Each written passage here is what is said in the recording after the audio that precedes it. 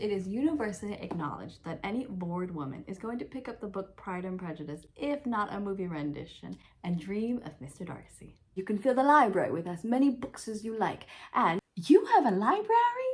I pretty much met and married a Mr. Darcy, but we'll talk more about that later. My name is Lysa Shimkus, and I am a mom of two who went from teaching to lifing.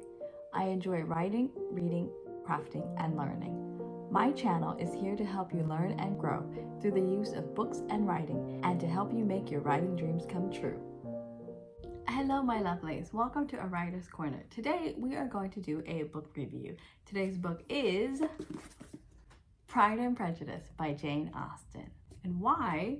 Because it is universally acknowledged that any bored woman is going to pick up the book Pride and Prejudice, if not a movie rendition, and dream of Mr. Darcy.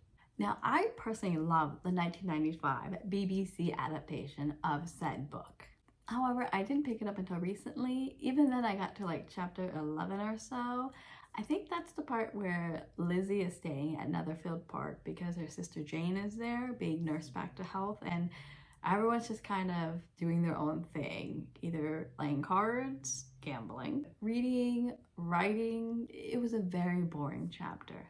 But I picked it back up because every movie adaptation or regency documentary that I watch references Pride and Prejudice. It's a very popular book about the time and social etiquette that the author was born into. And it's only fair that I read it in order to understand the movie adaptations and the documentaries that I enjoy watching better. I'm going to review this book as best as I can without thinking about Colin Firth's Mr. Darcy. Introduction. I read the book Pride and Prejudice by Jane Austen. It's a romance novel written in the 1800s about a prejudiced middle-class girl and a prideful upper-class man. Hence the title, Pride and Prejudice, or Darcy and Lizzy. The theme or message in this book is, and I'm actually going to have to read this, "Pride," observed Mary, who piqued herself upon the solidity of her reflections, "is a very common failing, I believe. By all that I have ever read, I am convinced that it is very common indeed, that human nature is particularly prone to it, and that there are very few of us who do not cherish a feeling of self-complacency on the score of some quality or other, real or imaginary. Vanity and pride are different things, though the words are often used synonymously. A person may be proud without being vain. Pride relates more to our opinion of ourselves, vanity to what we would have others think of us." And in modern English, I'm going to have to read this as well. "Pride is not a good trait, yet we are all prideful in our own way. However, no matter how prideful we are, many of us are not happy with who we are. We use the words pride and vanity to describe ourselves, but they mean two different things. You can be proud without being vain. Pride is how we view ourselves, and vanity is how we want others to view us." Mary pretty much goes on this big spiel about pride and its definition.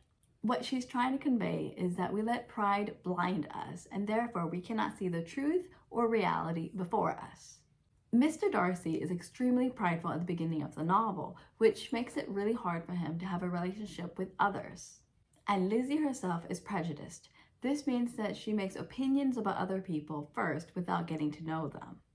And this particular person is Mr. Darcy. He wounds her pride at the ball where they first meet. He pretty much tells her she's not pretty. Darcy was arrogant and haughty when they first meet, and Lizzy just decides, nope, not him. And I admit I felt the same way about my own husband. He put on this arrogant air, and I just decided I never want to see him again.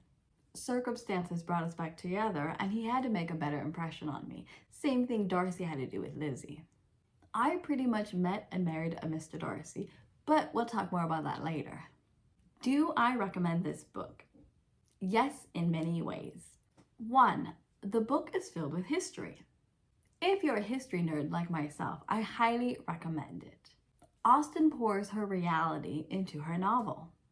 No, I'm not talking about every girl gets a hot, rich man. Austen's reality was, every man had to marry in order to have a wife to care for his home. A woman must marry in order to have financial stability. Marriage gave the both of them status, and together they're expected to procreate.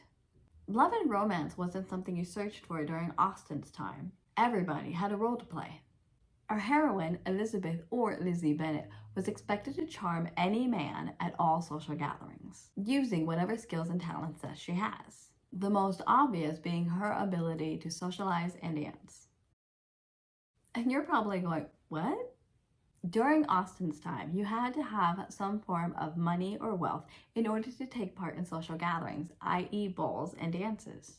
Your family also had to have money in order to hire a dance instructor to teach the young boys and girls the latest dance moves.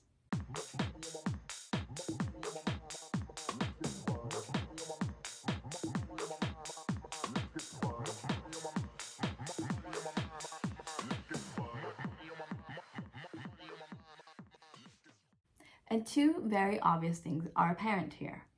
Money, which stands for wealth and status, and determination. And why?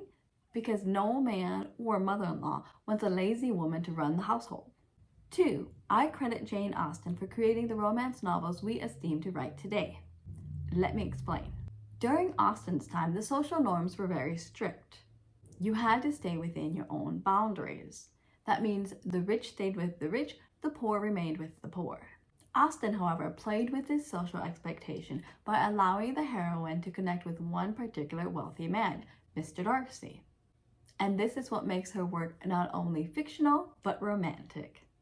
Thanks to Jane Austen, romance novels today play with this idea of the rich and poor blurring boundary lines, all due to love, and not family or finances, which is actually the reality of Jane Austen's time.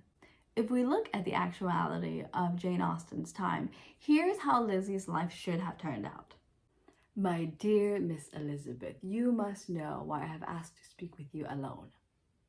When I first stepped into this house, I saw your sister Jane and went, so beautiful, Lady Catherine de Bourgh would not object. However, I was informed your sister has a suitor, so I decided on you. Mr. Collins, said Lady Catherine de Bourgh, you must marry instantly and well, and bring her to me so that I may look upon her with my eyes and judge if she is worthy of Hunsford parsonage. I can assure you, dear cousin, that she will find no flaw in you aside from your stubbornness. Mr. Collins, you are too hasty. You forget I have not yet made my answer. My small yet quaint home is warm and well staffed, and should we marry, you never have to worry about what little of a dowry that you have. And you can fill the library with as many books as you like. And you have a library? Indeed I do.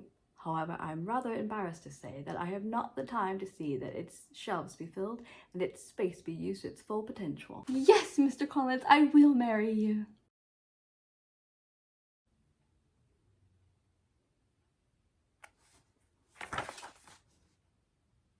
Three, on to the romance.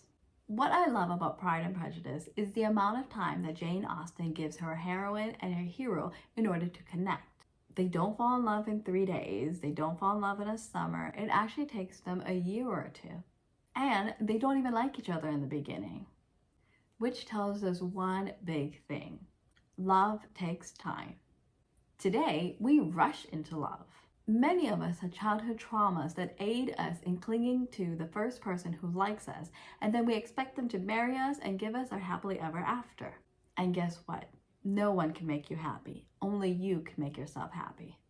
In other words, if you enter a relationship as a strong, secure person, which takes time to become, you may be able to have a lasting relationship. But if you enter a relationship with insecurities and unspoken expectations for the other person, i.e., give me attention, make me happy, you're going to be drowning in misery for years to come.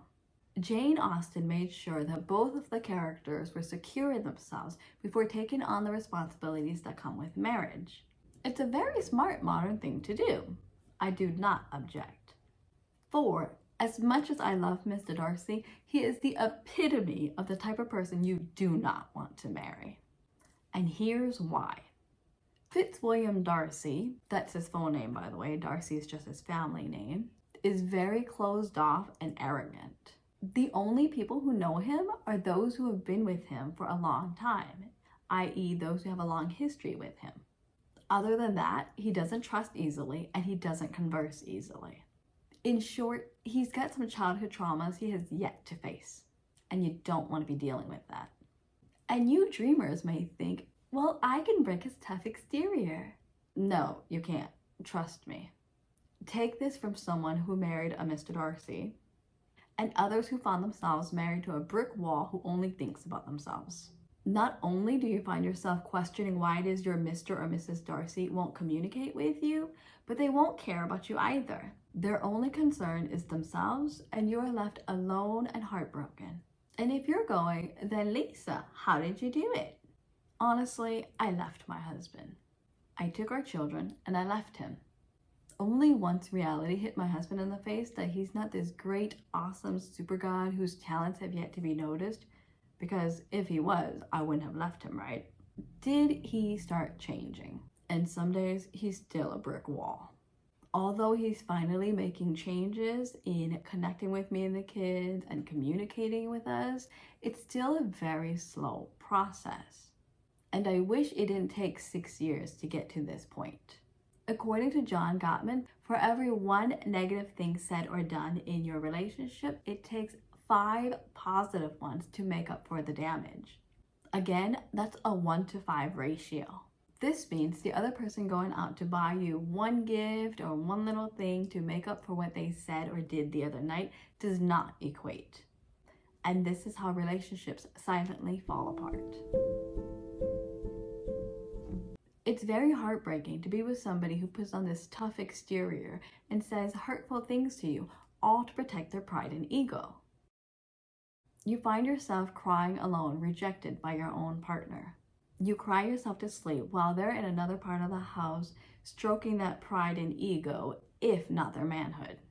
They would rather protect their image and facade rather than your relationship. And reality kicker, there is no relationship, just the other person. You've been in a one-sided relationship from the beginning and you didn't even realize you signed up for it. I personally don't recommend this pain on anybody. As much as we all dream of Mr. Darcy and we want to marry a Mr. Darcy, he is not the type of person you want to be married to unless you want to feel alone in your marriage until the day one of you divorces or dies. My point being, learn from Austen. Strive for a Mr. Bingley, someone who says, is she not the most beautiful creature you've ever laid eyes upon? In comparison to a Mr. Darcy who says, ugh, she's not as beautiful as me. I'm sorry it got really dark in this review, but I want to be as honest as possible. Mr. Darcy is not Mr. I care about you, I didn't mean to hurt you, let's work on this relationship together. He is Mr. You annoy me, why are you crying, get out of my way, I'm gonna go visit my friends and family. And some of you may even be in this type of relationship and you don't even realize you're with a Mr. or Mrs. Darcy. And I feel your pain and frustration, and I'm so sorry you have to be in this position. Some of you may be going, Lysa, why are you ruining Mr. Darcy for me? And I'm sorry, but I'm here to help you learn and grow. That's the point of my channel. We are using Pride and Prejudice to learn and grow from. It's a resource. In conclusion, I read Jane Austen's Pride and Prejudice. It is a novel well ahead of its time in how to measure love and marriage and romance. I also credit Jane Austen for creating the plot for romance novels that we esteem to write today. I give this novel a 4 out of 5 stars. 4 for teaching us history, life lessons, and for being a grandmother to romance novels that we write today, and -1 for dragging in some areas. And there you have it, my review for Pride and Prejudice. Let me know which other books you'd like to see me review, comment below, and if you like this book review, watch this next one here. And I'll see you next time. Bye!